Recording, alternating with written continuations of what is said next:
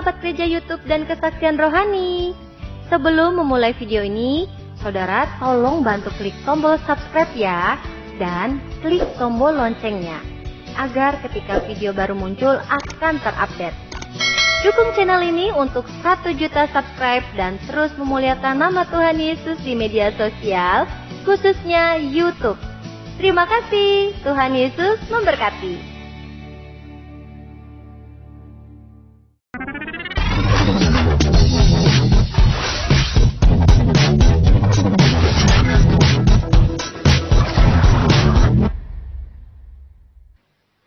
Ya, salam saudara terkasih yang senantiasa diberikan kemuliaan dan diberikan keselamatan yang kekal daripada Tuhan Yesus Kristus.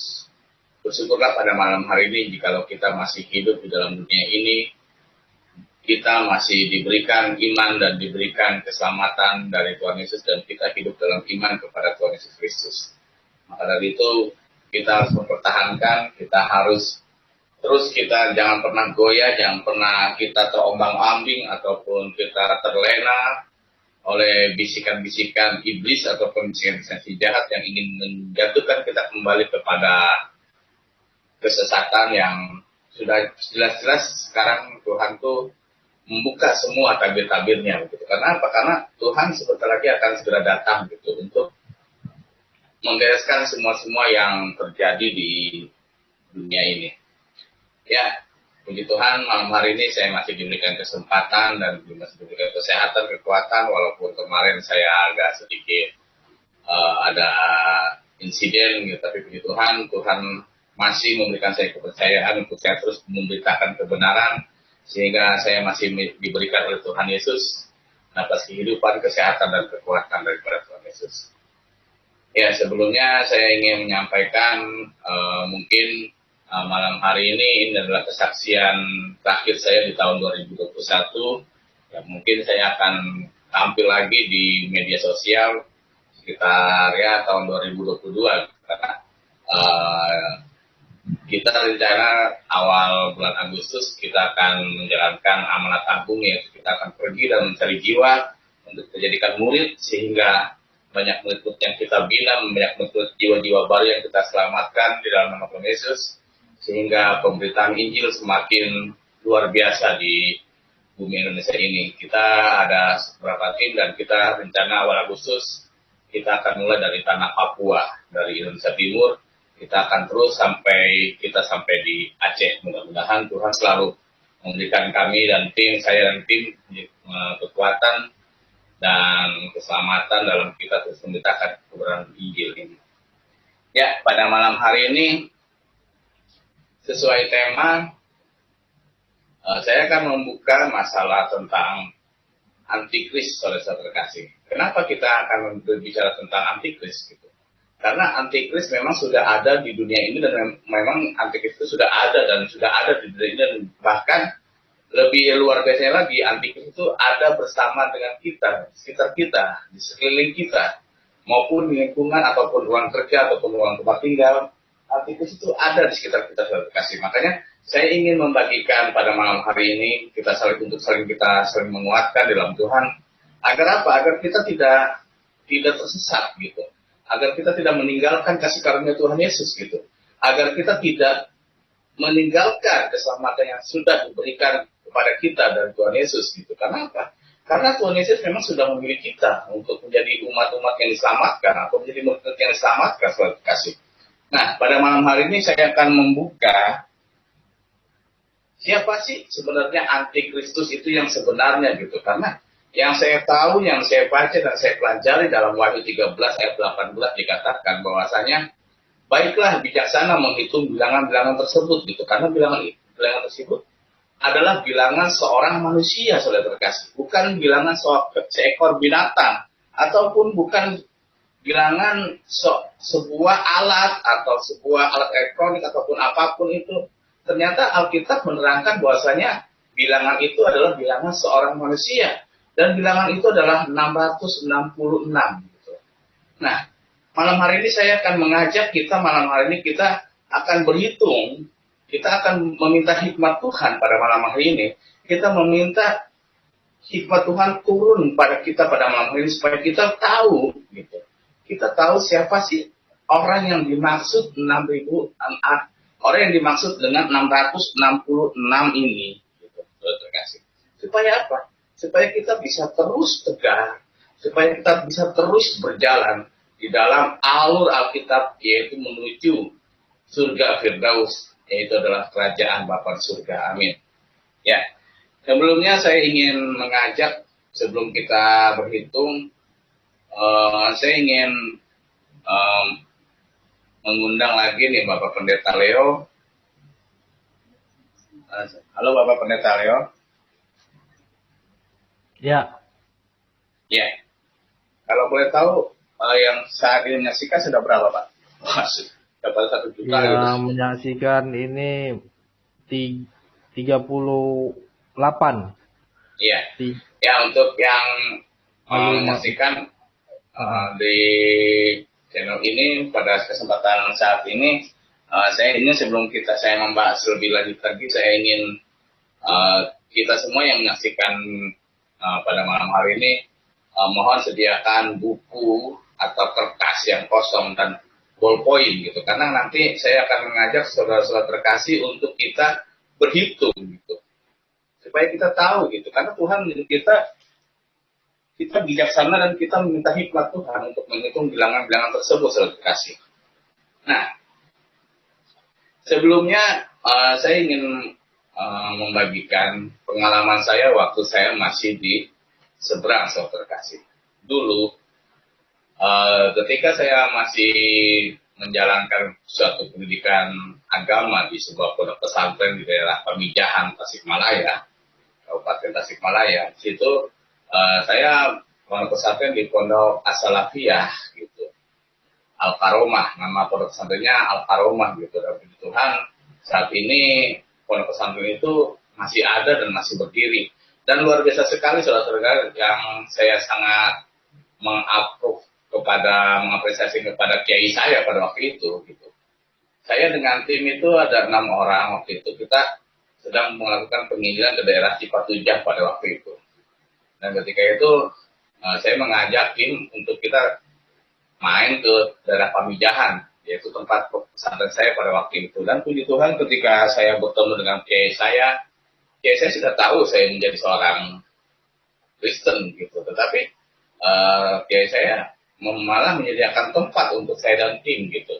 Karena besoknya kita akan melanjutkan perjalanan penginjilan ke daerah suatu pedalaman yang dari Pamijahan tuh ke dalam lagi gitu. Kita naik ojek sekitar 2 jaman. Nah, saudara terkasih, di situ saya dalam belajar pendidikan Al-Quran atau pendidikan agama di situ, kita selalu diberikan suatu semangat kita untuk kita beribadah, untuk kita berjihad. Itu adalah dijanjikan masuk surga gitu.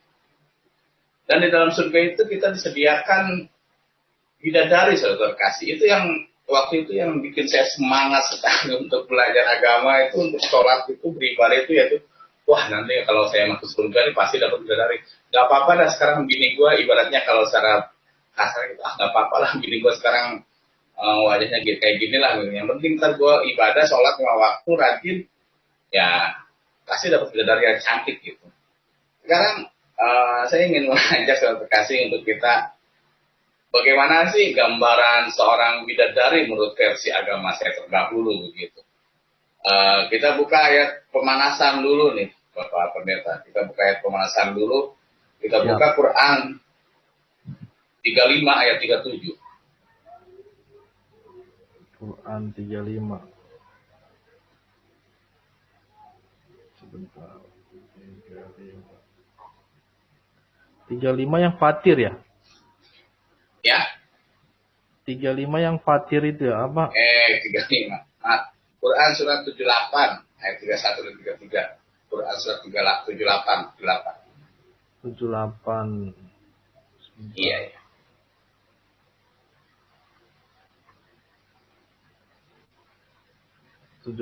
Ayat 31 dan 33. Al-Bayyah ya? Apa ini? Kok nggak ketemu ya? Surat 70 Quran 78.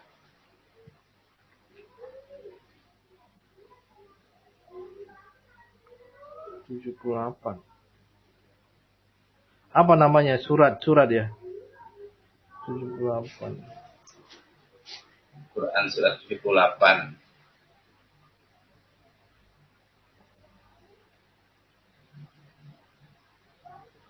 Ayat yang ke? 31 dan 33. Oh ini 31.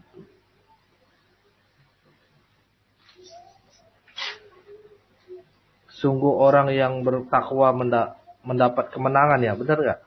Iya. Iya, ini. Sungguh orang-orang yang bertakwa mendapat kemenangan, yaitu kebun-kebun dan buah anggur, dan gadis-gadis montok Wow. yang sebaya, dan gelas-gelas yang penuh. Udah Pak, berisi jangan minuman. terusin. Itu aja. Saya suka Oh, kayak iya. garis montoknya. Jadi kita nih gimana ya? Maksudnya kita tuh selalu diiming-imingi diberikan bidadari itu adalah seperti gadis yang sebaya, yaitu gadis-gadis yang montok, semok, bahenol, etok cendol kata orang Sunda gitu. Nah, bayangkan saudara terkasih, bagaimana kesetiaan seorang laki-laki akan teruji kalau misalkan kita diberikan hadiah seperti itu kepada dari Allah gitu. Sedangkan Allah menciptakan pasangan kita itu adalah satu gitu. Karena apa? Karena Allah menciptakan wanita itu dari tulang rusuk gitu. Tulang rusuk kita ini cuma satu yang diambil, bukan semuanya begitu. Ya, makanya saya bingung orang yang bisa poligami itu tulang rusuknya ada berapa begitu. Makanya ketika kita nanti akan ke surga, bini kita nih boro-boro bakal disentuh gitu. Ntar bini kita malah nyanyi meriang gitu. Merindukan kasih sayang, kan bahaya di surga istri kita nyanyi dangdut meriang gitu, butuh kasih sayang, merindukan kasih sayang gitu. Karena apa? Karena kita suami ini dihadapkan oleh hadiah yang gadis-gadis belia yang montok-montok gitu. Betul. Ini yang montok-montok gitu. Jangankan yang montok-montok, yang kutilang darat aja. Kalau misalkan dia berpakaian yang luar biasa, kita bisa ya bini kita bisa ditinggalkan begitu. Yang kutilang darat terus tinggal langsing dada rata gitu. Kasih. Jadi ini yang membutakan ibaratnya seolah-olah surga itu tempat yang sangat penuh dengan nafsu birahi gitu. Karena bahasanya saja sudah gadis-gadis yang badan montok lah, semok lah, cendol lah gitu. Nah, kita buka lagi deh Quran surat 2 Al-Baqarah, Quran surat 2 ayat 25. Surat 2 ya. Iya.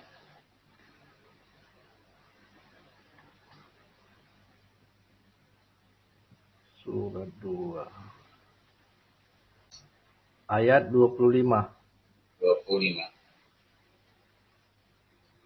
Baik. Kelihatan ya. Kurang gede kali ya. Iya. Dan sampaikanlah kabar gembira kepada orang-orang yang beriman dan berbuat kebajikan bahwa untuk mereka disediakan surga-surga yang mengalir di bawahnya sungai-sungai. Setiap kali mereka diberi rezeki buah-buahan dari surga, mereka berkata, inilah rezeki yang diberikan kepada kami dahulu. Mereka telah diberi buah-buahan yang serupa, dan di sana mereka memperoleh pasangan-pasangan yang suci. Mereka kekal di dalamnya. Wah. Jadi kita bidadari itu katanya tuh selalu suci, selalu perawan, saudara terkasih. Ini kasihan, saya curiga nanti di surga itu banyak tukang jamu dari Madura gitu. Tukang-tukang jamu dari Madura banyak dari surga kayaknya ini. Atau nanti yang sering jual obat yang di Jalan Glodok kayak Muruk situ atau Pasar Senen mungkin kita berkumpul surga gitu. Karena ini selalu perawan begitu bidadari. Jadi kita tuh selalu diiming-imingi oleh wanita begitu. Jadi speed ibadah kita pada waktu itu cuma diiming-imingi oleh wanita gitu. Bahkan mungkin saya sering melihat ya di YouTube tentang yang pelaku bom bunuh diri sebelum dia meledakkan diri di suatu gereja ataupun ke tempat umum gitu. Mereka bilang gitu, nanti kita akan dijemput gitu oleh 40 bidadari gitu. Luar biasa.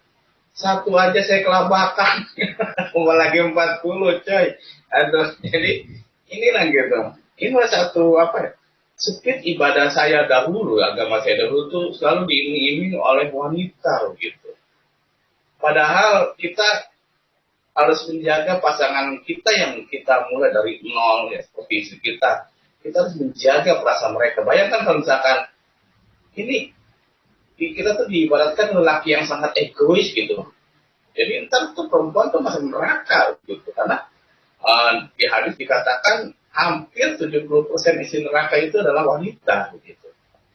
Makanya saya selalu bersyukur jika ada para wanita yang ibaratnya mereka bertobat dan menerima Tuhan Yesus, itu saya sangat bersyukur gitu.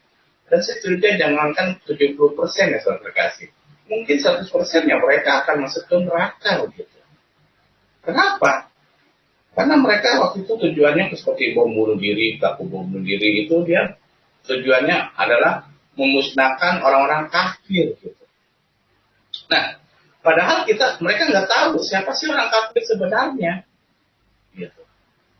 Apakah orang Kristen? Saya pikir belum tentu. Apa orang Hindu? Saya belum tentu. Apa Buddha atau yang lainnya belum tentu, gitu. Nah, sekarang kita akan mencoba membuka siapa sih orang kafir sebenarnya, gitu.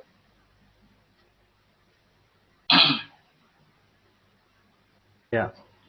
Ya, kita akan membuka maksudnya siapa sih sebenarnya itu orang-orang kafir gitu. Kita buka dulu Quran supaya saya bisa ngejelasinnya bisa satu-satu gitu. Oke, kita duluan kita Quran 3 ayat 55. Quran 3 Al-Imran ayat 55.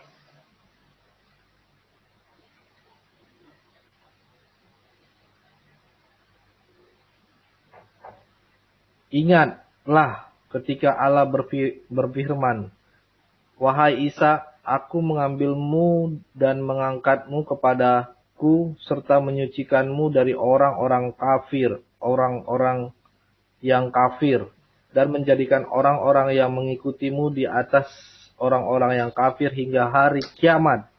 Kemudian kepadaku engkau kembali, lalu aku beri keputusan tentang apa yang kamu perselisihkan." Ya. Di sini kita akan belajar mengkaji siapa sih orang kafir yang sebenarnya dan sesungguhnya begitu. Apakah kita orang Kristen ataukah kita pengikut Isa? Kita belajar nih, kita baca pelan-pelan. Hai, ingatlah Isa, kata Allah. Allah akan mengambil Isa, mengangkatnya dan mengkuduskan, mensucikan Isa dari orang-orang kafir. Begitu juga dengan pengikut-pengikut Isa. Akan diangkat, recur, gitu, dibersihkan, dikuduskan dari orang-orang kafir. Pertanyaan saya, siapa sih orang kafir? Dari ayat ini, kesimpulannya. Yaitu orang-orang kafir adalah selain yang mengikuti Isa. Itu orang-orang kafir. Karena di sini dijelaskan bahwasanya ada 3 pribadi di sini. Yaitu adalah Isa, Al-Masih. Yang kedua adalah pengikut-pengikut Isa. Dan yang ketiga adalah orang kafir. Gitu. Jadi Isa dan pengikutnya ini sudah diangkat. Diambil oleh Allah. Diangkat oleh Allah. Pertanyaan saya, Allah itu ada di mana? Ya di surga. Nggak mungkin di pasar induk. Gitu. Allah itu ada di atas. Di surga. Jadi diangkat ke atas. Masuk ke surga. Isa dan pengikutnya. Tinggal sisa orang-orang kafir yang ada di bawah. Gitu. Berarti orang kafir adalah orang yang tidak mengikuti Isa Al-Masih. Itu kalau kita berhikmat. Makanya saya heran kadang-kadang kok kita disebut orang kafir padahal nggak koreksi diri gitu. Kenapa saya berani mengatakan Isa dan pengikutnya itu tidak akan ke surga? Ya karena memang keselamatan hanya ada dalam Isa Masih saja, ataupun dalam Tuhan Yesus saja, gitu. Wah, Pak Muhammad, belagu amat, sombong banget. Kenapa Pak Muhammad bisa ngomong kayak gitu? Ya iyalah, kenapa saya bisa ngomong kayak gitu? Karena Al-Quran yang berbicara seperti itu, saudara terkasih. Gitu. Makanya saya kadang-kadang sering lihat, makanya lain kali itu kalau yang orang Kristen masuk Islam tuh jangan sebutnya mualaf gitu. Sebutnya hilaf gitu. Hilaf, lupa gitu. Lupa akan jati dirinya. Kamu sudah diselamatkan oleh Tuhan Yesus, Anda sudah diselamatkan oleh Tuhan Yesus, Anda meninggalkan Tuhan Yesus, lupa gitu. Makanya nanti lain kali jangan ganti malaf gitu, kasihnya muhilaf, hilaf gitu, lupa, pelalen, forget kalau kata bahasa Jepang di bahasa Cimanggisnya itu, forget. Nah, kita akan membuka lagi. Kenapa sih ibaratnya yang membuat kita masuk surga adalah Isa Al-Masih ataupun Tuhan Yesus itu sendiri gitu. Ya, kita buka dalam surat Al-Imran lagi. Quran 3 Ayat 144.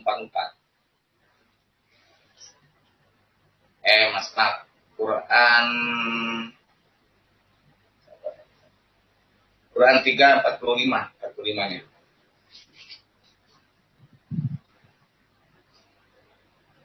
Ini ya. Quran 3 ayat 45. Ingatlah ketika para malaikat berkata, "Wahai Maryam, sesungguhnya Allah menyampaikan kabar gembira kepadamu tentang sebuah kalimat firman darinya, yaitu seorang putra namanya Al-Masih, Isa putra Maryam, seorang terkemuka di dunia dan di akhirat, dan termasuk orang-orang yang di dekatnya kepada Allah." Ya wajarlah pengikutnya Isa itu akan didekatkan dengan Isa di surga Firdaus. Karena apa? Karena yang tadi ayat Quran 3 ayat 55 mengatakan Isa akan diambil, diangkat, dan dia diam di dekatku, kata Allah. Begitu juga dengan pengikut-pengikutnya gitu. Makanya suatu jaminan yang luar biasa yang Al-Quran catat, cuman bahasanya itu dimutasabihatkan ataupun disamar-samarkan gitu. Jadi sebenarnya Isa itu dan pengikutnya itu sudah dijamin masuk surga. Jadi kalau misalkan Anda mau masuk surga, ikut Isa Al-Masih gitu. Ikut Tuhan Yesus gitu. Jangan ikut siapa-siapa lagi gitu. Karena memang yang keselamatan ada di dalam Tuhan Yesus gitu. Nah, mungkin saya pernah membahas dalam di gereja YouTube atau di mana saya lupa. Kita buka nih keselamatan dalam Islam. Kita buka Quran 49 ayat 9. Quran 46 ayat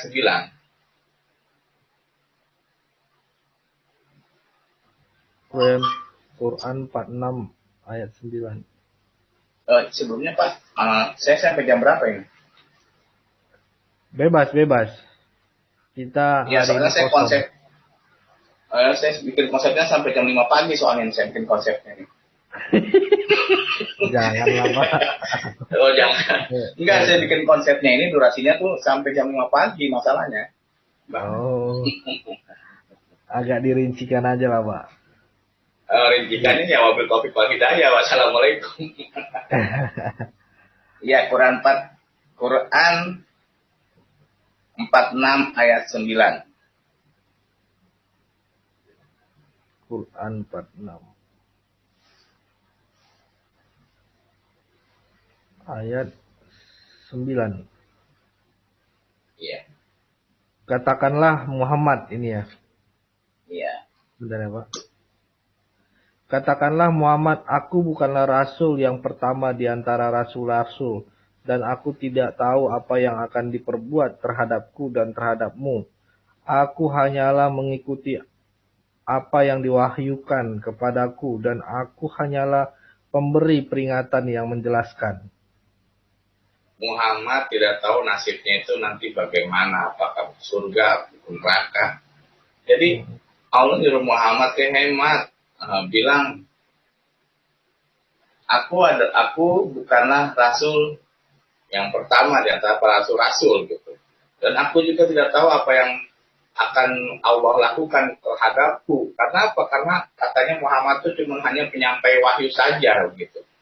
Memberikan kabar, menjelaskan tentang wahyu-wahyu apa yang telah diwahyukan kepada Muhammad gitu.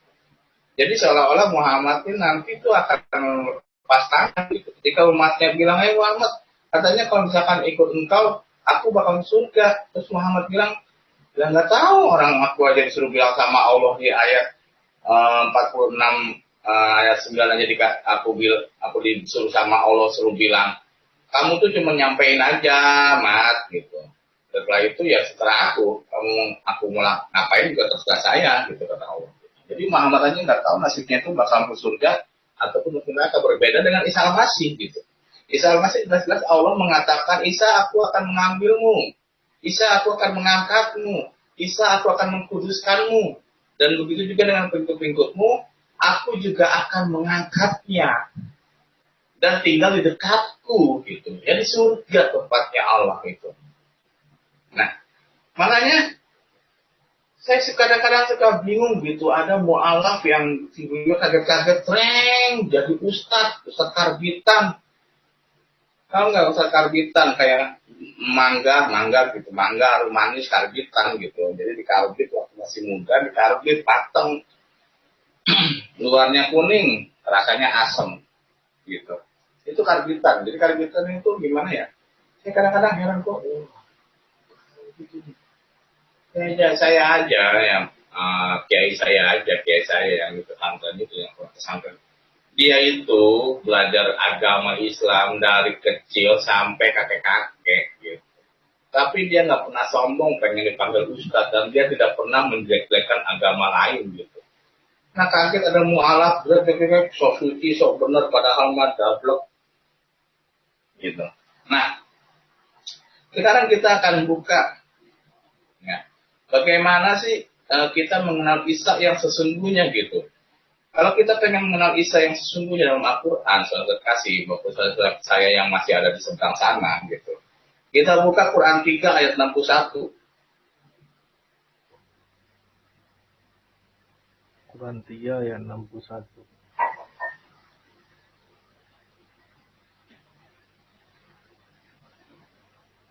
Bentar. Ali Imran ya? Iya, Al-Imran. 61. Iya. Sebentar. Siapa yang membantahmu dalam hal ini setelah engkau memperoleh ilmu? Enggak tampil ya. Enggak tampil. Iya. Siapa yang membantahmu dalam hal ini setelah engkau memperoleh ilmu? Katakanlah Muhammad, marilah kita panggil anak-anak kami dan anak-anak kamu, istri-istri kami dan istri-istrimu, kami sendiri dan kamu juga. Kemudian marilah kita bermubahalah agar laknat Allah ditimpakan kepada orang-orang dusta. Iya. Lanjutnya Pak, coba. Sungguh. Atasnya. 4. Atasnya. Iya. Kebenaran itu dari Tuhanmu, karena itu janganlah engkau, Muhammad, termasuk orang-orang yang ragu.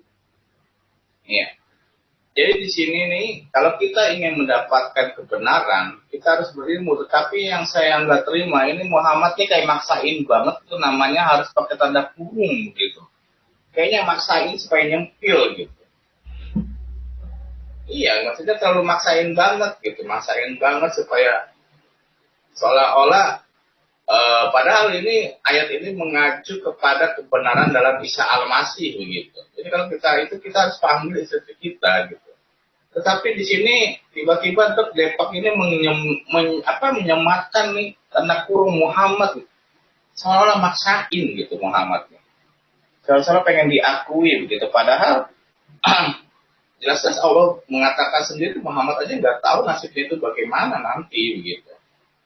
Nah, itulah yang kita harus pelajari tentang Al-Quran. Kenapa saya bilang saya tidak bisa menghujat ya, walaupun saya sudah menjadi seorang pengikut Kristus gitu.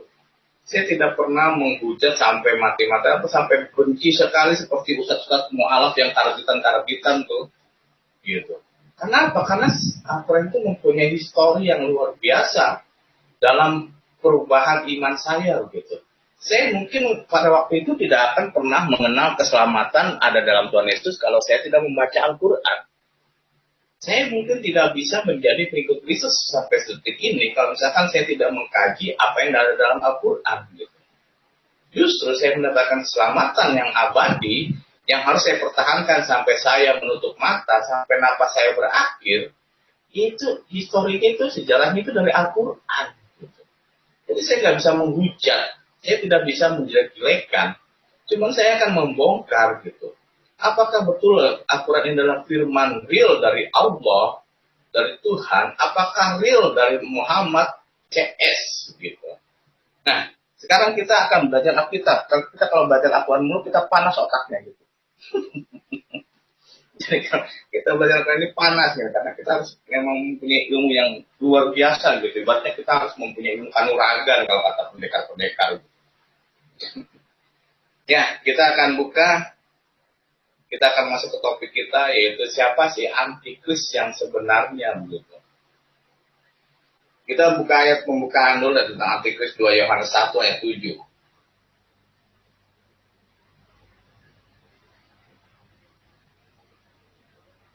Alkitab ya.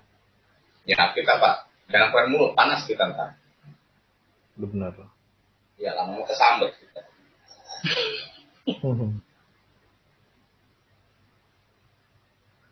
Kita baca ayat yang adem di hati gitu. Ayat berapa Pak? 2 Yohanes pasal 1 ayat 7. 2 Yohanes pasal ayat 1 ayat 7. Udah kelihatan belum Pak? Udah dong. Sebab banyak penyesat telah muncul dan pergi ke seluruh dunia yang tidak mengaku bahwa Yesus Kristus telah datang sebagai manusia. Itu adalah si penyesat dan antikristus. Ya. Jadi antikris yang pertama, dia akan berkata bahwasanya Isa Al-Masih itu kenapa dia bisa Tuhan kok jelema jadi manusia. Jadi kalau misalkan ada tetangga-tetangga kita ataupun orang-orang terdekat kita bilang, masa Tuhan kok jadi manusia? Gitu. Mungkin kita sering mendengar ya, orang-orang yang berkata seperti itu. Gitu. Masa Tuhan Yesus mati? Masa Tuhan kok mati di atas kayu salib? Masa Tuhan kok berdarah? Masa Tuhan kok begini? Nah, itulah salah satu ciri daripada antikris.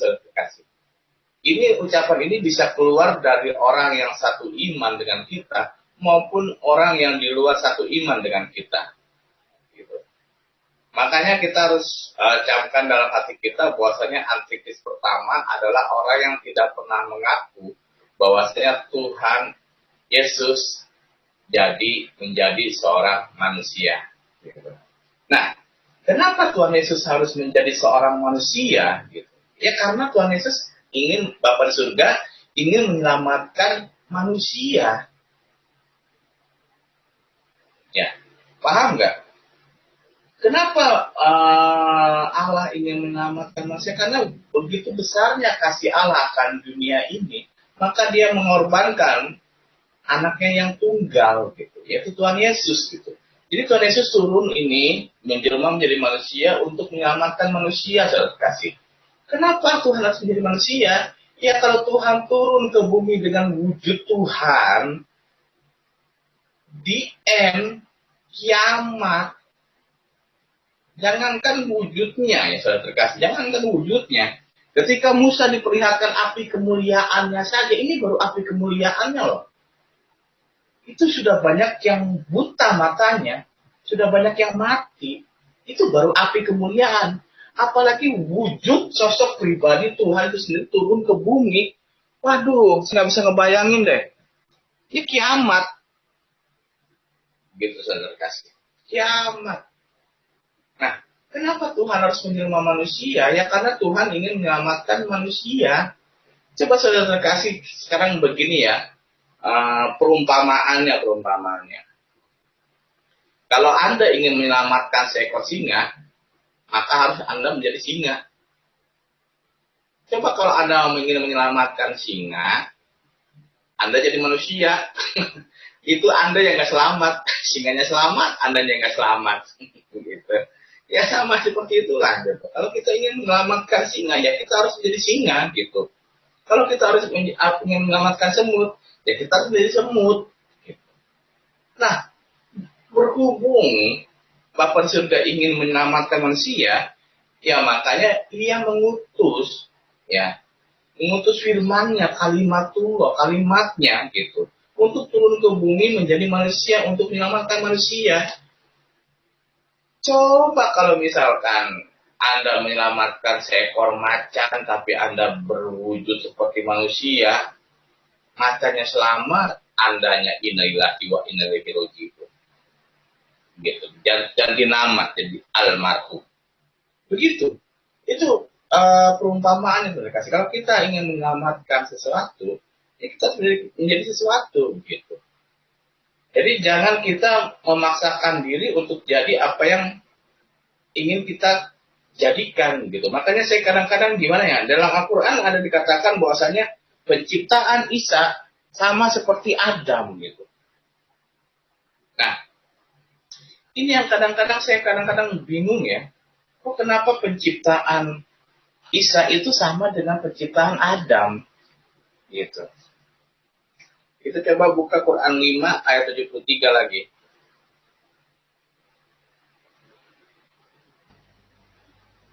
Quran 5 ayat 73. Al-Maidah. 73 ya. Iya.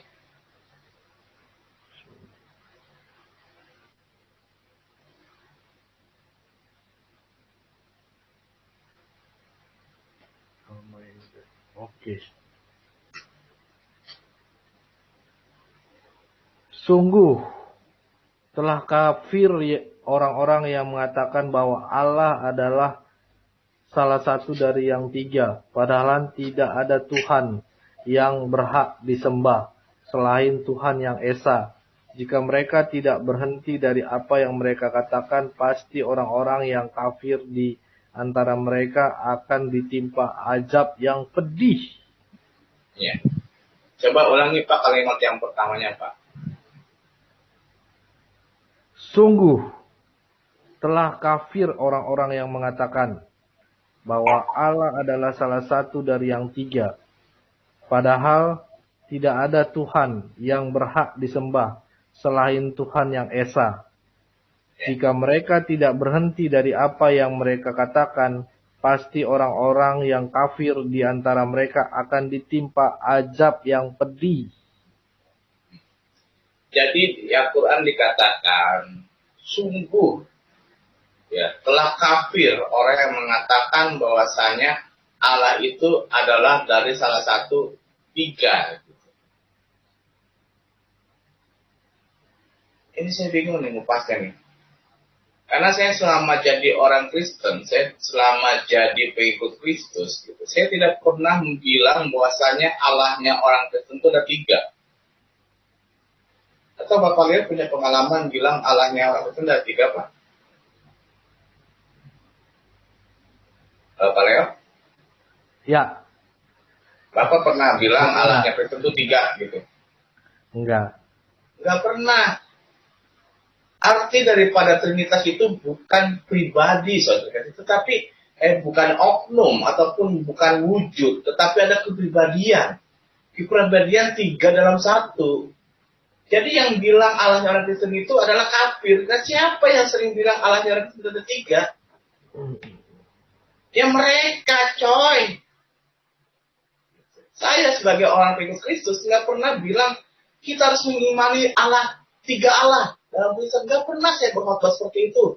Dari saya bertobat, dibaptis, dalam saya pelayanan sampai sekarang, nggak pernah saya mengajak orang yang mendengarkan khotbah saya itu, ayo kita menyembah Allah yang tiga. ayo kita menyembah 3 Allah kita dalam Kristen. Saya nggak pernah bilang begitu. Karena apa? Karena saya mengimani bahwasanya di dalam bilangan dikatakan Sema Israel, Allah itu Ehad, Elohim Ehad gitu. Katakanlah hai Bani Israel bahwasanya Allah itu Esa. Ya memang Esa. Nih saya ajarin nih saudara yang dari seberang sana nih. Ya. Tritunggal itu bukan oknum, bukan wujud, tetapi Tritunggal itu adalah kepribadian. Gitu. Kenapa ada Bapa, kenapa ada Roh Kudus, dan kenapa ada Anak, Putra? Ini bukan Tuhan, coy. Ini kepribadian. Kepribadian daripada Tuhan Yesus Kristus itu sendiri, gitu. Kepribadian daripada Isa Al-Masih. Kepribadian gimana sih Pak Muhammad maksudnya? Oke, ini saya akan buka. Ketika Isa Al-Masih dia mengajar, dia memimpin suatu majelis, dia memimpin suatu tentang tatanan negara ataupun suatu tatanan ibadah, maka dia akan bekerja sebagai seorang bapa, gitu. Mempunyai sifat yang tegas, yang bisa membimbing, yang bisa mengayomi. Itulah Tuhan Yesus.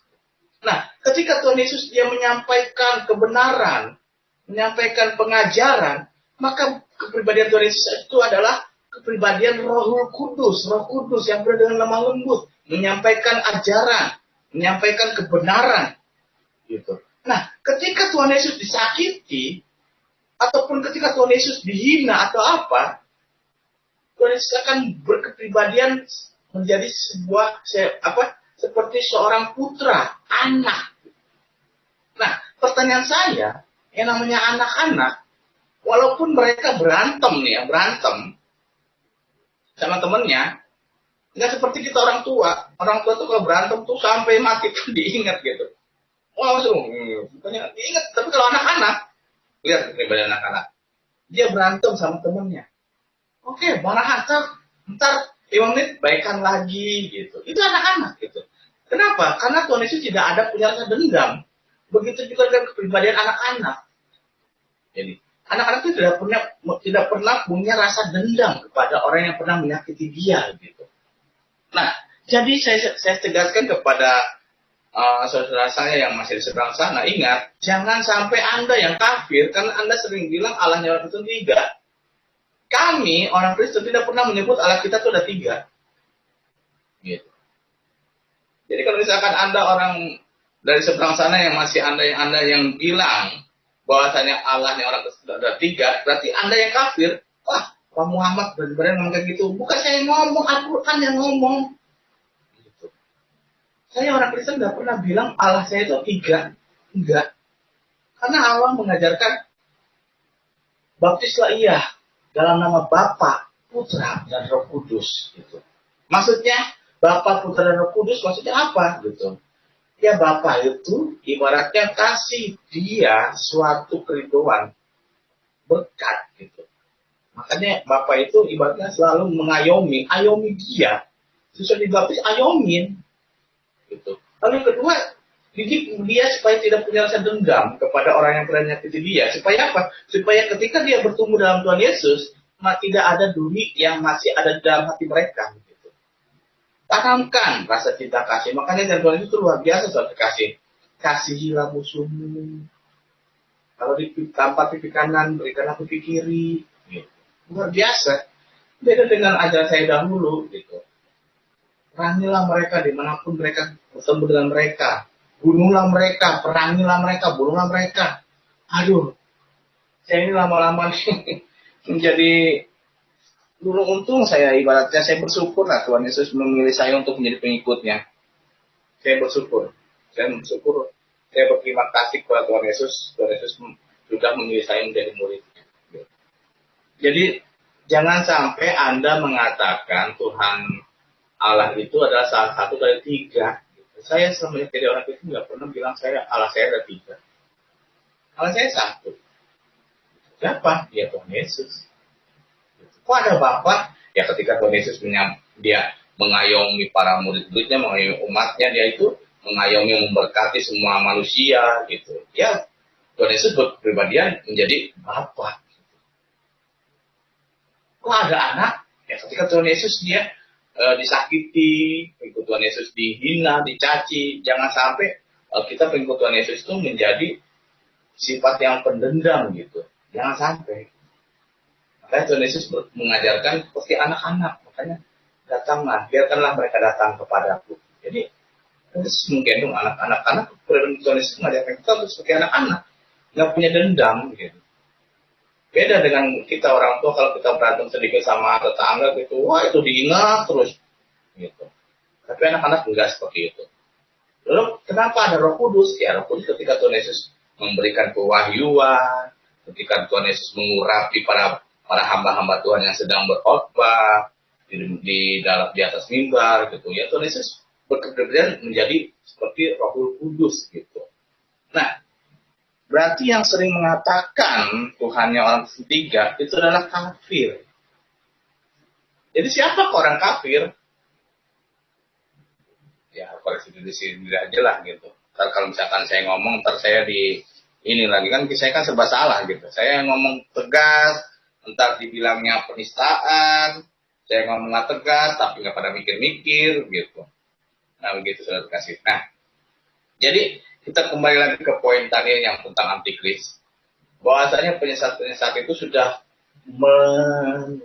menyebar ke seluruh bumi, ke seluruh dunia gitu. Yaitu mereka yang tidak percaya Tuhan menjelma pada manusia. Ya. Seperti perumpamaan, kalau Anda ingin menyelamatkan singa, ya Anda harus berubah dulu jadi lion man gitu. Kalau misalkan Anda berubah jadi manusia, ya singanya selamat, andanya inailahi. Gitu. Jadi itu ya. Yang pertama, ucapan antikris adalah penyesatan. Penyesatan bahwasanya Allah itu, Tuhan Yesus itu, kenapa dia menjelma menjadi manusia. Nah, itu penyesatan. Kita buka lagi 1 Yohanes. Injil 1 Yohanes. 1 Yohanes 2 ayat 22.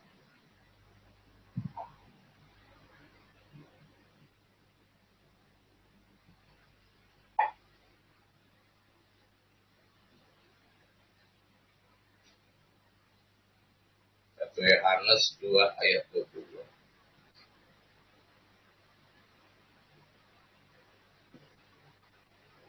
sebentar. Siapakah pendusta itu? Bukankah dia yang menyangkal bahwa Yesus adalah Kristus? Dia itu adalah antikristus, yaitu dia yang menyangkal baik Bapa maupun anak. Nah, ini tadi kita sudah bahas ya, bahwasanya mereka yang tidak menerima kepribadian Tuhan Yesus adalah Trinitas, gitu, Tritunggal. Tritunggal itu bukan pribadi, bukan wujud ya, bukan oknum, tetapi Tritunggal itu adalah kepribadian. Gitu. Nah, siapakah pendusta itu ya? Pendusta itu yang ibaratnya dia menyangkal Yesus itu adalah Kristus, Yesus itu adalah juru selamat, Yesus itu adalah yang bisa membawa kita ke dalam surga. Mereka yang menyangkal gitu. Nah, siapa yang sering menyangkal gitu? Nanti kita bakal tahu nih siapa sih antikris sebenarnya gitu. Jadi tadi yang poin yang pertama, antikris itu adalah penyesat. Penyesat yang dia tidak dia meragukan kenapa sih Tuhan Yesus itu menjelma menjadi manusia. Dia bilang begitu, kenapa Tuhan jadi manusia? Gitu. Itu antikris, penyesat. Yang kedua, tipe antikristus yang kedua adalah pendusta. Pendusta adalah orang yang selalu bilang bahwasanya mereka tidak percaya bahwa Yesus itu adalah juru selamat. Yesus adalah Kristus. Orang pribadi yang diurapi gitu. Itu yang kedua. Lalu kita buka lagi Wahyu 13 ayat 22.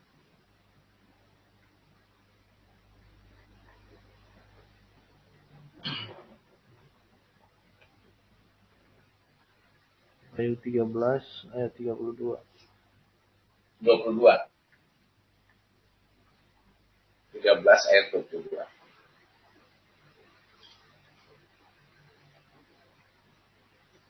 Wahyu 13 kosong, Pak. Wahyu. Markus.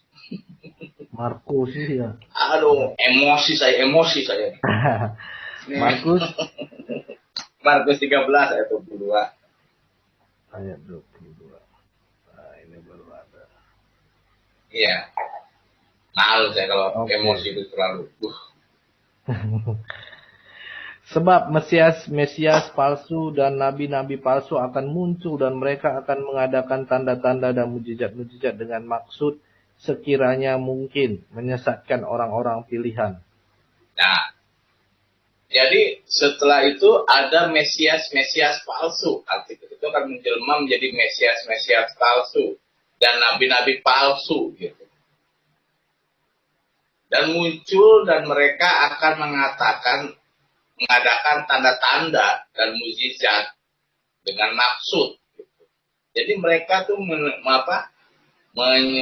bilang bahwasanya mereka mendapatkan mujizat itu dia ada maksud gitu, ada tujuan. Jadi ibaratnya mereka tuh ada pamrih gitu. Sekiranya mungkin menyesatkan orang-orang pilihan. Nah kita orang-orang pilihan jangan sampai disesatkan oleh nabi-nabi palsu. Siapa sih nabi-nabi palsu? Ya nabi-nabi di lain daripada Isa Al-Masih. Itu nabi-nabi palsu. Mesias-mesias palsu gitu. Nah, Anda yang ibaratnya meninggalkan Tuhan Yesus, Anda itu adalah orang pilihan. Tapi Anda mau disesatkan. Itu makanya Anda jadi mu'alaf, muhilaf. Bukan mu'alaf, muhilaf gitu. Nah, jadi inilah kejadian-kejadian yang ibaratnya hari-hari ini banyak terjadi gitu. Saya kadang-kadang begini ya saudara kasih, saya bisa bedakan ya antara yang katanya mu'alaf dan murtadin ya. Dari secara segi bahasanya itu yang paling menghujat sekali adalah mu'alaf. Kalau murtadin enggak. Gitu. Murtadin palingan dia berbicara, saya bersyukur Tuhan sudah memilih saya bersyukur Tuhan sudah ini, enak didengarnya gitu kesaksian para murtadin gitu. Tetapi kalau mu'alaf tuh, apalagi kalau misalkan dia langsung jadi ustadz instan ataupun ustazah instan gitu. Ya kalau misalkan kita mengkonsumsi ceramah-ceramah ustadz instan begitu ya lama-lama kita kanker gitu. Ya, contohnya kalau kita makan mie instan ya cepet banget kita dapat penyakitnya gitu. Itulah akibatnya. Jadi akan muncul mesias-mesias palsu dan nabi-nabi palsu. Ingat, mereka juga bisa mengadakan tanda-tanda dan mujizat gitu. Tapi mereka mujizat itu ada maksudnya. Maksudnya apa? Supaya kita disesatkan gitu. Apa mujizat mereka? Ya kadang-kadang mereka ditulis dalam ayat, dalam surat gitu supaya wah ternyata nabi ini luar biasa ya, nabi ini benar-benar nabi yang sangat ya rahmatan lil alamin lah. Akhirnya dia sesat, meninggalkan keselamatan gitu. Hati-hati, inilah antikris.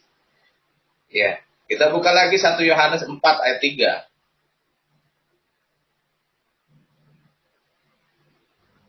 1 Yohanes 4 ayat 3.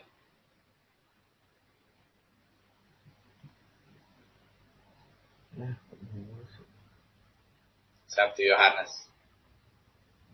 Yohanes 3 pasal 4 ayat 3.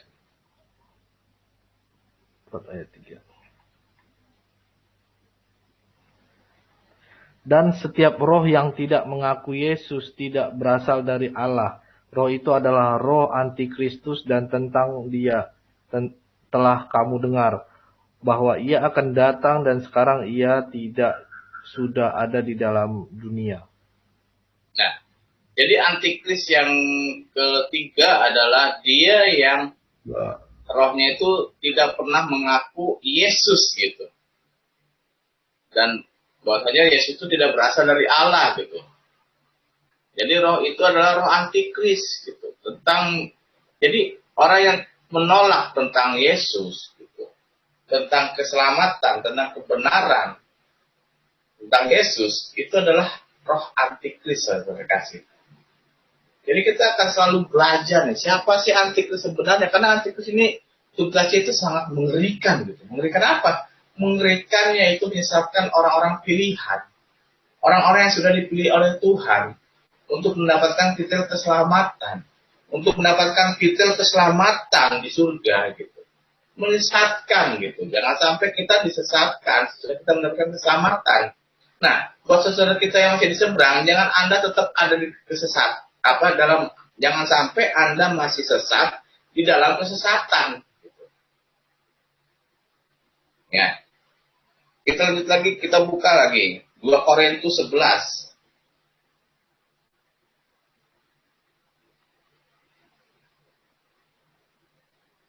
2 Korintus 11.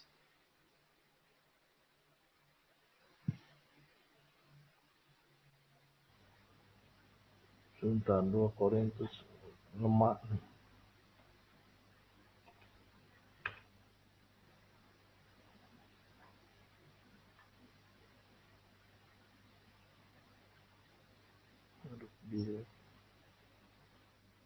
Yang 2 nonton udah berapa, Korintus Pak? 11. Kira-kira. Yang nonton ini 457. Oh, ntar kalau udah 1 juta penonton baru saya buka Antikris, kita berhitung. Haleluya. Amin. Haleluya. Ini 2 Korintus berapa tadi, Pak? 11 ayat 13 sampai dengan 15. Pertanyaannya. Sebab orang-orang itu adalah rasul-rasul palsu, pekerja-pekerja curang yang menyamar sebagai rasul-rasul Kristus. Hal itu tidak usah mengherankan, sebab iblis pun menyamar sebagai malaikat terang. Jadi, bukanlah suatu hal yang ganjil jika pelayannya menyamar sebagai pelayan-pelayan kebenaran. Kesudahan mereka akan setimpal dengan perbuatan mereka. Jadi orang-orang penyesat, pendusta yang tadi dikatakan di dalam 2 Yohanes 1 dan 1 Yohanes 2 dikatakan bahwasanya mereka akan menjadi seorang rasul, tapi rasul-rasul palsu, gitu. Jadi kita nggak usah heran gitu. Karena apa? Karena iblis juga pernah menyamar jadi malaikat terang gitu. Nah, pertanyaan saya, siapa sih malaikat yang menyamar menjadi malaikat terang? Gitu. Siapakah ibaratnya yang menyamar, malaikat terang ini menyamar menjadi malaikat yang berdosa, menyamar menjadi malaikat terang. Siapa sih gitu? Kita buka 2 Petrus 2 ayat 4.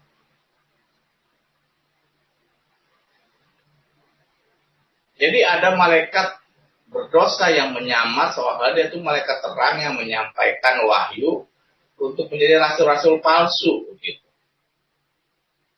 Siapa sih mereka gitu? 2 Petrus 2 ayat 4. Sebab jikalau Allah tidak menyayangkan malaikat-malaikat yang berbuat dosa tetapi melemparkan mereka ke dalam neraka dan dengan demikian menyerahkannya ke dalam gua-gua yang gelap untuk menyimpan mereka sampai hari penghakiman.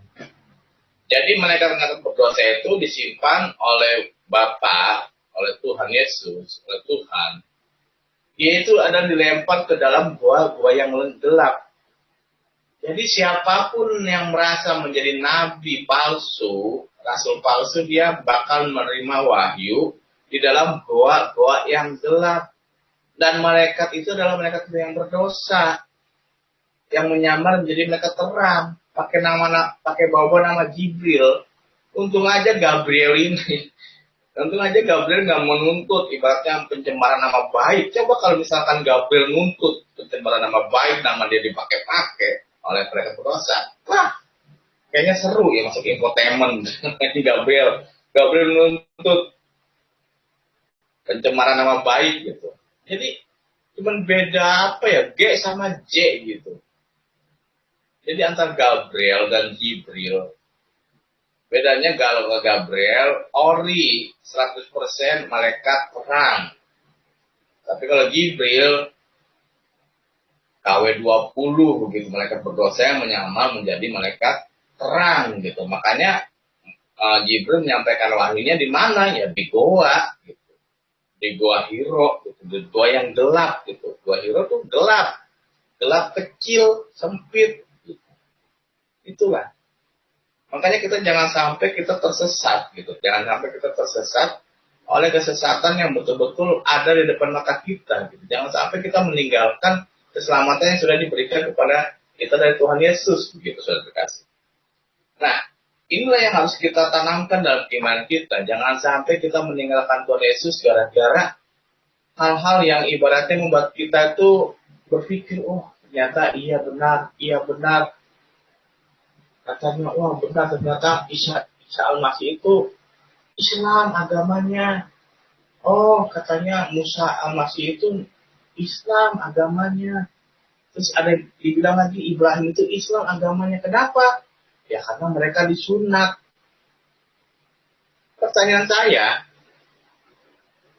adakah di Al-Quran satu ayat pun mengatakan bahwasanya Muhammad disunat? Anda cari sampai kepala rambut Anda gondrong, botak, dan botak kembali. Anda cari. Kalau ada, saya siap syahadat malam hari ini. Yang penting, ayat itu menunjukkan bahwasanya Muhammad itu disunat. Saya tegaskan, saudara kasih. Saya umur 9 tahun, ya, sampai saya umur 28 tahun saya membaca Al-Quran. Saya tidak pernah menemukan satu ayat sedikit pun tentang Muhammad disunat. Gitu. Tidak ada. Nah, dikarenakan dalam Al-Quran nggak ada Muhammad itu disunat, tiba-tiba jreng datang hadis mengatakan Muhammad tuh disunatnya tuh ada yang bilang pada umur 40 tahun. Saya ini ngebayangin ya, kalau misalkan ngebayangin orang umur 40 tahun disunat. Dipakai apaan gitu? Pakai gergaji mesin. Atau pakai kampak gula sableng gitu. Saya ngebayangin alatnya nyunat Muhammad.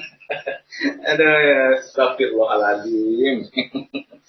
Lalu ada lagi muncul hadis lagi bilang mengatakan Muhammad tuh lahir tuh dalam keadaan super sunat. Gitu. Ini kadang-kadang gimana ya? Hadis itu kadang-kadang saya gini aja ya, maksudnya Al-Quran aja udah bikin saya puyeng gitu ayat-ayatnya, apalagi hadis gitu. Makanya saya setiap saya memberikan kesaksian saya tidak pernah bawa hadis gitu. Kenapa? Karena Al-Quran aja udah bikin saya puyeng, apalagi kalau saya bawa hadis gitu, tambah nggak ngerti lagi gitu, tambah puyeng lagi, kasihan. Yang ibaratnya kita ingin menggali kebenaran gitu, diputar balik, ibaratnya kita kalau misalkan kita tidak berhikmat, kita tidak meminta hikmat Tuhan, kita menggali kebenaran dari Al-Quran itu sama aja kita mencari ketiak ular gitu, kalau terkasih. Ya paham ya, mencari ketiak ular itu nggak bakal ada gitu. Tapi kalau kita meminta hikmat dari Tuhan untuk mencari kebenaran dalam Al-Quran tentang Isa Al-Masih, saya yakin dan percaya pasti Tuhan akan membuka tabirnya. Amin. Ya, jadi 2 Petrus mengatakan malaikat yang berdosa itu dibuang ke dalam gua-gua yang gelap gitu. Jadi lalu dikatakan lagi malaikat juga bisa menyamar menjadi malaikat berdosa dan menyamar jadi mereka terang gitu. Dan inilah yang mengakibatkan muncullah nabi-nabi palsu, muncullah rasul-rasul palsu, muncullah mesias-mesias palsu gitu. Dari apa? Dari malaikat yang berdosa menyamar di goa menjadi malaikat terang gitu. Maka tercetaklah nabi-nabi palsu, rasul-rasul palsu, mesias-mesias palsu, gitu. Nah itulah penyesatan. Gitu. Jangan sampai kita menjadi korban daripada antikris oleh kasih. Ya, baik. Sekarang saya akan kita buka Wahyu 13 ayat 18. Wahyu 13 ya.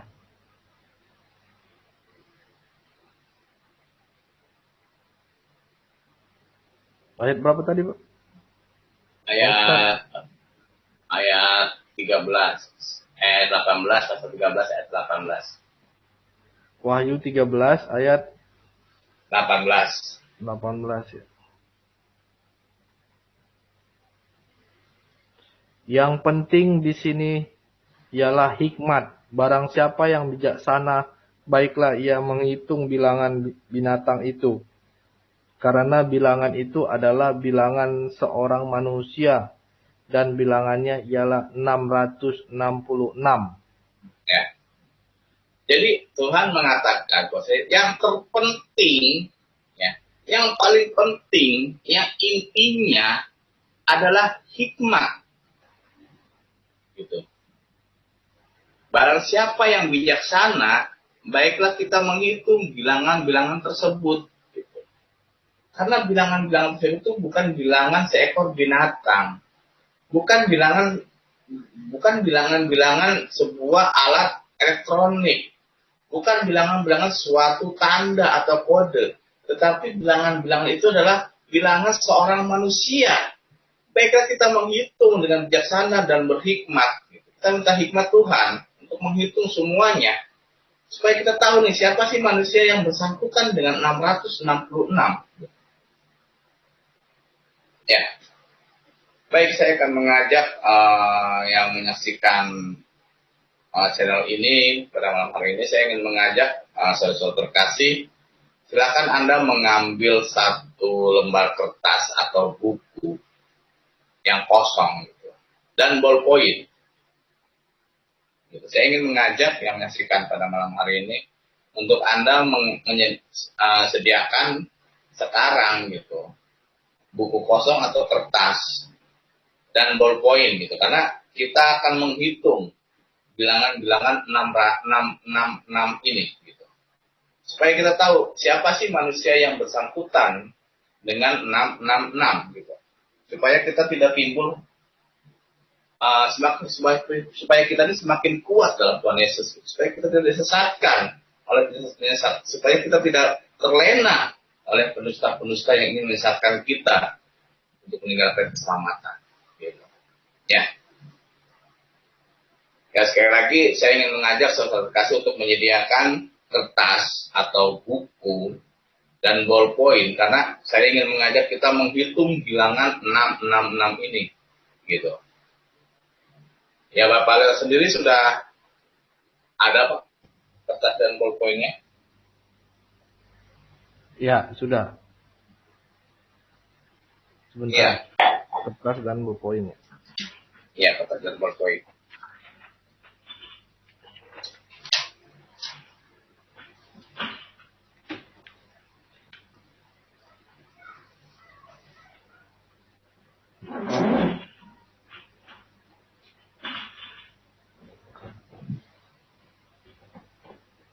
Oke. Ya, saya juga berharap yang menyaksikan juga, saudara terkasih juga sudah menyediakan kertas dan ballpoint atau buku kosong. Karena kita akan menghitung bilangan-bilangan daripada 666. Ya, ini bilangan ini Tuhan berikan kepada saya ketika saya sesudah bertobat. Saya waktu itu diberikan penglihatan ini, diberikan pengajaran ini oleh Tuhan Yesus di tahun 2015, saudara terkasih. Sekarang saya akan bagikan, silakan saudara terkasih menulis angka 13 kali 9. Garis pertama saudara terkasih silakan tulis 13 kali 9. Mungkin Bapak Leo bisa mewakilkan, kalau sudah ya sudah gitu. Ya, sudah. Jumlahnya berapa, Pak? Bentar. Jadi 13 kali 9, saudara kasih jumlahkan sama dengan berapa?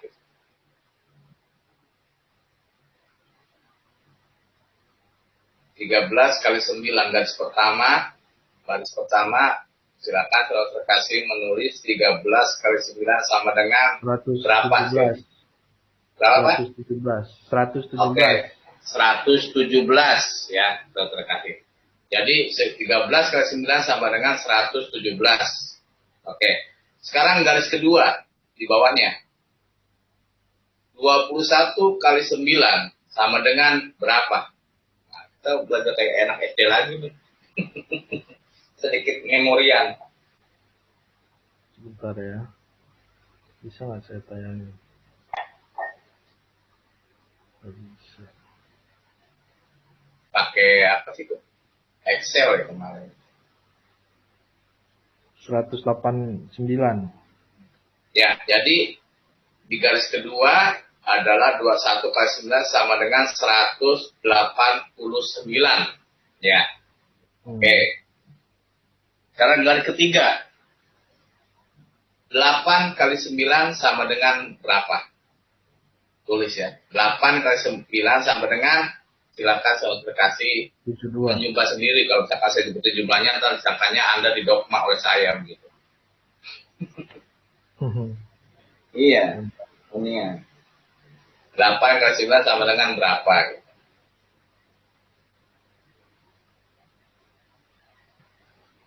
72 sebentar ya. 72 ya saudara kasih. Jadi di garis ketiga 8 kali 9 sama dengan 72 ya saudara kasih.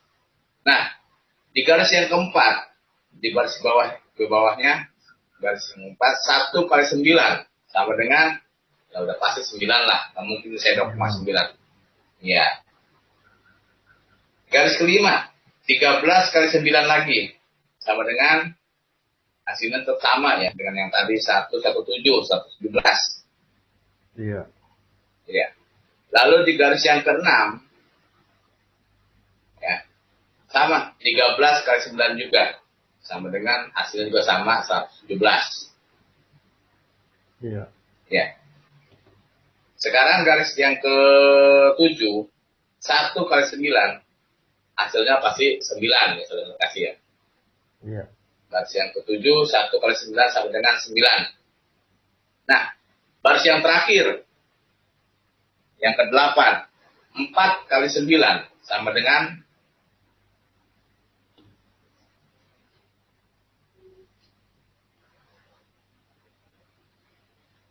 4 kali 9, 36. 36. Jadi, di garis yang ke-8, 4 kali 9 sama dengan 36, saudara terkasih. Oke. Nah, sekarang kita hitung tambah dari hasil perkalian tadi. Jadi 117 ditambah 189 ditambah 72 ditambah 9 ditambah 117 ditambah 117 ditambah 9 dan ditambah 36. Silakan Anda tambahkan dan jumlahkan berapa semuanya hasil penjumlahannya. Tambah. Sebentar ya. Bisa nggak ditayangin? Penasaran. Penasaran Bapak ya? Iya, biar ditayangin aja. Nah, Pakai Excel sih Pak. Kemarin waktu itu saya coba pakai Excel sih. Excelnya nggak mau tayang di sini. Oh, Ini aja kalkulator apa ya kemarin pakainya tuh ya? Pokoknya tadi ada di sampingnya tuh dari riwayatnya gitu. Jadi biar nggak penasaran kayak lagu Roma Irama. Sungguh mati aku jadi pemasaran. Sebentar. Haleluya. Tuhan baik pada malam hari.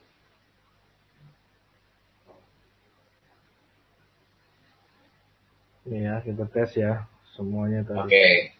117 tambah ya. Iya. Tambah 189 tambah 72 Iya. tambah 9 Iya. tambah 117 tambah Iya. 117 tambah Iya. 9 tambah Iya. 36 sama dengan ya. Iya. Wih, triple 6. 6. Ada yang mau ditanya nggak Pak? Mungkin kenapa bisa bilangan 666 ini muncul ya? Iya. Ya itu kan tadi saya kali 9 semuanya Pak. Iya. 9. Berarti akarnya ada di, kalau kita pengen tahunya kita harus tahu dari manakah angka 13, dari manakah angka 21, dari manakah angka 8, dari manakah angka 1, 13, 1 dan 4. Gitu. Karena perkaliannya itu tetap sama, saya kalikan 9 semuanya Pak. Gitu. Berarti kuncinya itu rasanya itu ada di angka 13, 21, 8, 1, 13, 13, 1, dan 4. Betul nggak Pak? Iya. Nah, kira-kira ini angka dari mana sih asalnya gitu? Apakah dari Pekalongan atau Tegal? Oh, tidak gitu. Karena saya akan ngerjain lagi nih. Akan ngerjain lagi. Karena supaya kita bijaksana. Karena orang bijaksana itu nggak emosi gitu. Jadi supaya bijaksana, kita pengen tahu nih dari mana sih angka 13, dari mana sih angka 21, dari mana angka 8 sampai angka yang terakhir, angka keempat, itu dari mana sih asalnya? Ya. Sekarang saya ingin saudara kasih menulis lagi huruf, ya, huruf abjad, A, B, C, D sampai Z, tetapi direnggang-renggangin. Jadi, tapi Anda menulisnya, saudara kasih menulisnya begini, A itu abjad ke-1, B bawahnya 2, C 3, D 4, sampai Z 26, gitu. Silakan Anda tulis dulu. Saya istirahat dulu. Langsung nafas. Ngerti ya Pak ya? Iya, A, B, itu abjad 1, abjad ke-1, B abjad kedua. Jadi A bawahnya 1, B bawahnya 2, C 3 sampai Z 26.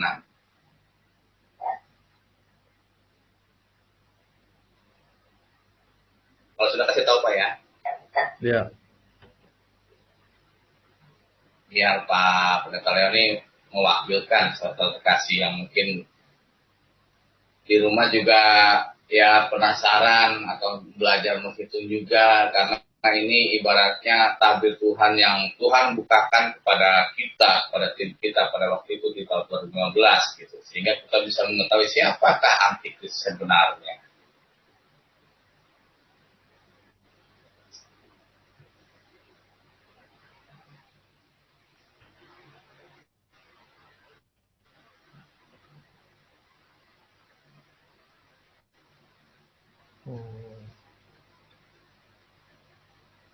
Sudah Pak? Belum. Oh, belum. Maklum, kita belajar lagi back to SD SN, back to SN, kembali ke sekolah dasar. Karena apa? Karena ini dasar iman kita, supaya dasar iman kita itu tidak goyah, tidak terombang ambing gitu.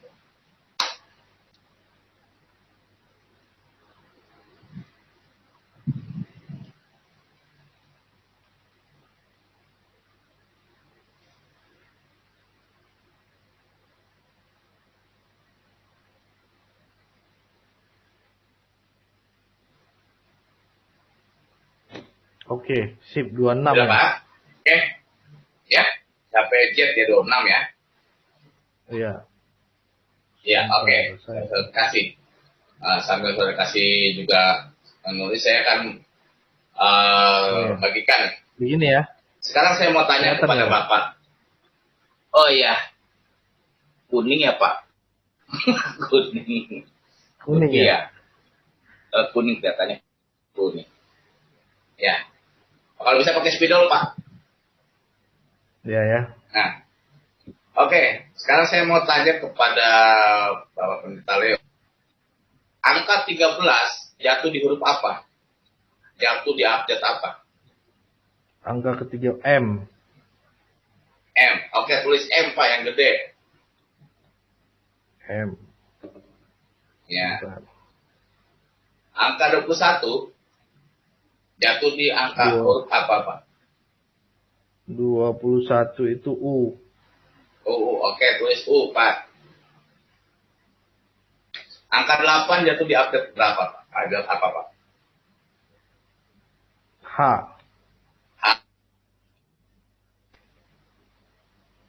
Iya, angka 8 H ya. Iya. Angka 1 jatuh di abjad apa Pak? A. Oke, tulis A. Angka 13 lagi jatuh di abjad apa Pak? Angka M. M lagi. Oke. Hmm.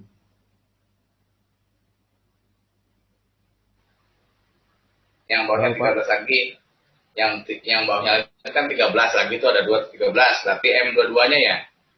Iya, M. Iya, oke. Angka satunya jatuh di update apa, Pak? A. Nah, angka empatnya jatuh di update apa, Pak? Angka 4 ya. D. 4. D. Oke, tulis D, Pak. Baca, Pak. Iya. Siapakah namanya, Pak? Ini Muhammad ya. Muhammad. Sudah jelas Iya. kasih. Tuhan mengatakan bahwasanya dia antikris gitu. Tetapi bukan hanya mereka saja yang antikris. Siapapun yang menyangkal bahwasanya Tuhan Yesus adalah Kristus, mereka lah antikris. Mau itu hamba Tuhan, mau itu pendeta, mau siapa, kalau mereka dia menyangkal antikris, dia menyangkal Yesus adalah Tuhan. Tetapi kunci yang sebenarnya itu, makanya nyambung ayat yang tadi, dikatakan nabi-nabi palsu, mesias-mesias palsu, penyesat, pendusta, yang dia mendapatkan wahyu dari malaikat berdosa yang menyamar menjadi malaikat terang, yang malaikat berdosa dibuang ke dalam goa, yaitu adalah antikris simbol 666. Siapakah simbol itu? Ya itu tadi namanya. Gitu. Makanya ayatnya jumlah ayat juga tak sama gitu, 6.666. Gitu. Waktu itu ketika saya diberikan visi tentang hitungan ini, gitu, bilangan-bilangan ini, karena saya membacanya, saya begitu penasaran gitu, Tuhan, ini kan saya harus menghitung nih, karena Tuhan bilang ini adalah bilangan seorang manusia, jadi saya harus tahu nih manusia ini siapa nih, akarnya ini siapa yang menjadi antikris gitu. Makanya saya hitung aja, iseng-iseng saya gitu, sambil berdoa, Tuhan tolong kasih hikmat, tolong kasih hikmat. Akhirnya saya mendapatkan angka 13, 21, 8 dari Tuhan mengilhamkan saya supaya menghitung update daripada update semua gitu, 26 update ini gitu. Lalu saya tanya lagi Tuhan, ini bagaimana cara menghitungnya? Lalu Tuhan memberikan satu visi kepada saya, hitung dengan angka terbesar. Dikalikan dengan angka yang terbesar. Pertanyaan saya, Bapak Leo, dalam kalkulator, angka paling besar itu angka berapa? Dalam kalkulator angka paling besar di kalkulator apa berapa, Pak? Angka 9. Angka 9. Habis 9 nol lagi gitu. Berarti angka yang paling besar adalah angka 9.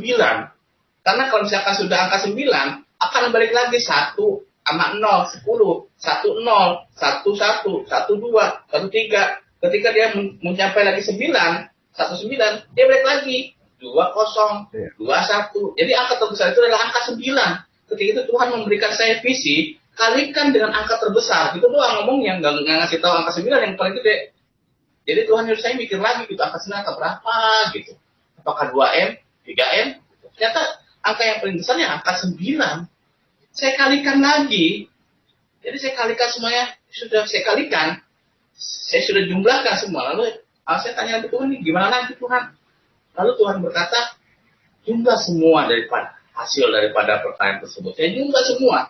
Ketika saya dapatkan hasil finalnya, di situ saya menangis, saudara kasih. Tuhan, terima kasih. Tuhan sudah menyelamatkan saya daripada antikris. Tuhan sudah menyelamatkan dari penyesat. Tuhan sudah selamatkan saya dari seorang pendusta.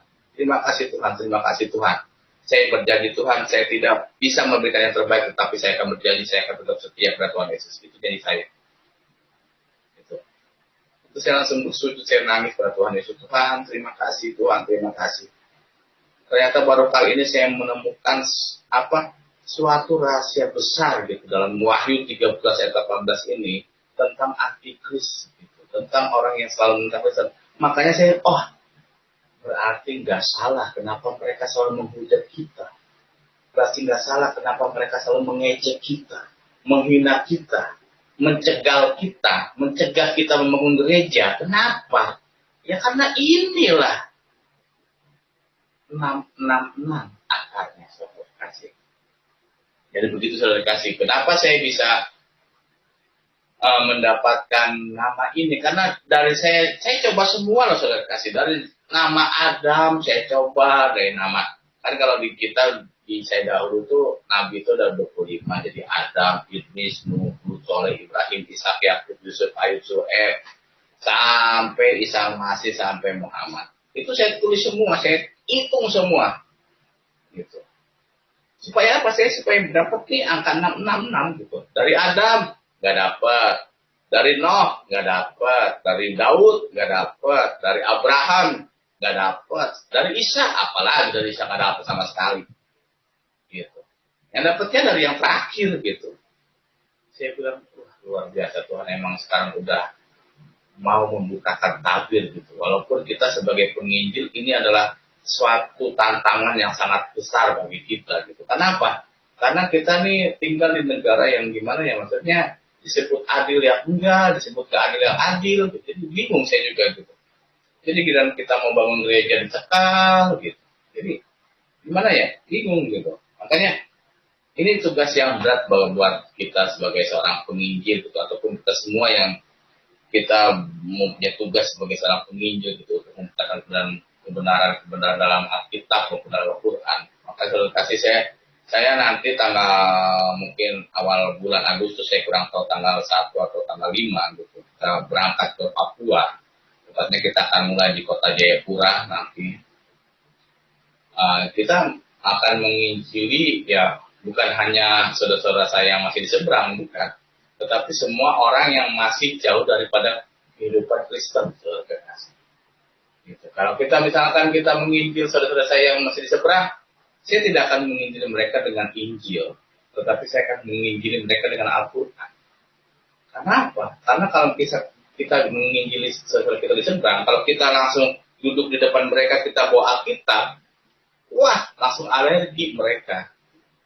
Tetapi kalau kita datang kepada mereka, kita bawa Al-Quran, yuk kita bahas Al-Quran, mereka akan duduk tenang gitu. Tetapi kalau misalkan kita datang kepada mereka, kita tiba-tiba bawa Alkitab, langsung alergi, gatel-gatel gitu, nggak mau gitu. Makanya ini tugas kita, maksudnya saya akan kembali ke dalam penginjilan secara langsung gitu, secara ya seperti dahulu saya mungkin akan pelayanan seperti dahulu gitu, underground di bawah tanah gitu. Yang penting kita bisa menangkan jiwa mereka gitu.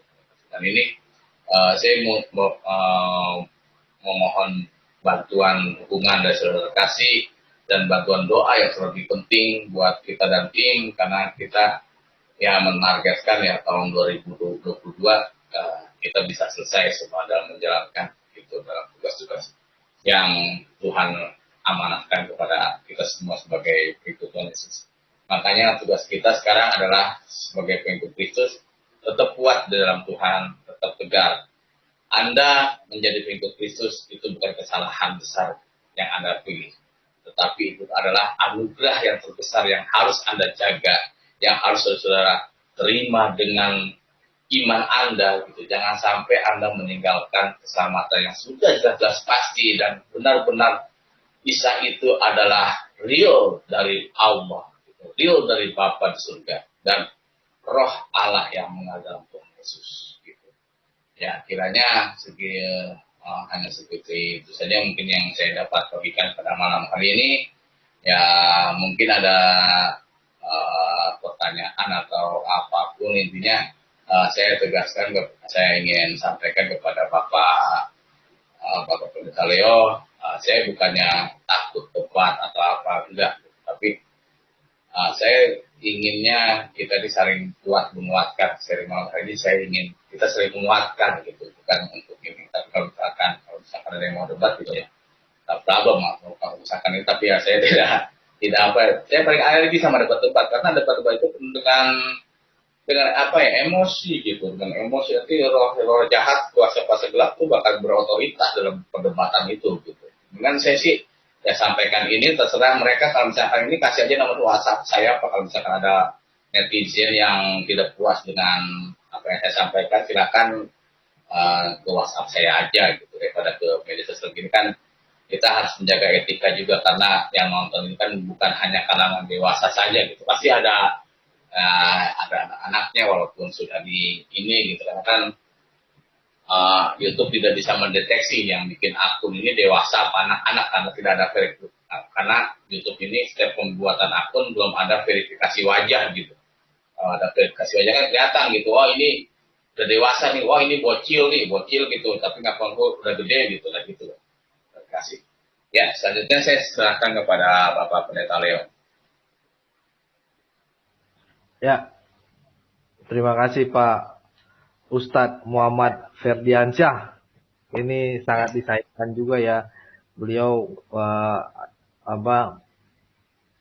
pelayanan keluar ya, bakalan keluar dan kita juga dukung biar di Papua ya Pak Ustadz Ya, ya. kita mulai dari Papua, nanti dari Papua kita geser-geser terus sampai ke barat.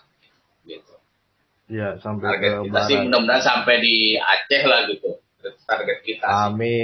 Amin. Iya. Ya, beliau live terakhir inilah ya di gereja YouTube ya, live terakhir. Iya, terakhir. Tapi Ya. terakhir di 2021, Pak. Nanti Ya. 2022 kita action lagi lah. Iya, benar. Iya, tapi 2021 kan juga lumayan lama, Pak. Ini ya Iya. nunggu berapa bulan lagi kan. Ya, mungkin nanti kalau saya bisa selesai pelayanan, kalau misalkan sinyal bagus atau apa, ya mungkin nanti saya akan WhatsApp Bapak.